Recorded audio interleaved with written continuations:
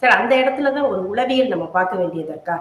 விஜய் அழைத்து மாமல்லபுரத்துல அழைத்தாலும் அவங்க எல்லாம் ஏற்றுக்கொண்டு அங்கேருந்து வந்து சந்திக்கிறாங்க.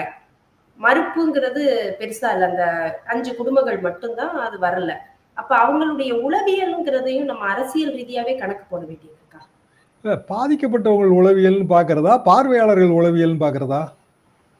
இல்ல பாதிக்கப்பட்டவர்கள் ஏற்றுக்கொண்டு வர்றாங்கல்ல. சரி, பார்வையாளர்கள் இதெல்லாம் பார்ப்பாங்கல்ல. எத்தனையோ லட்சம் பேர், கோடி பேர் ஊடகங்கள் வாயிலாக, இல்லை உங்களை மாதிரி யூடியூப் சேனல்கள் வாயிலாக பார்ப்பாங்கல்ல. அவங்க மனசுல ஒன்று ஏற்படுமா, ஏற்படாதா? ஒரு அரசியல்வாதி, ஒரு அரசியல் கட்சியோட தலைவர், ஒரு அசம்பாவிதம் நடந்துருச்சு, அசம்பாவிதத்துக்கு அவர் தான் காரணம் அப்படின்னு அப்படி நான் பின் பாயிண்ட் பண்ண கூட வரல.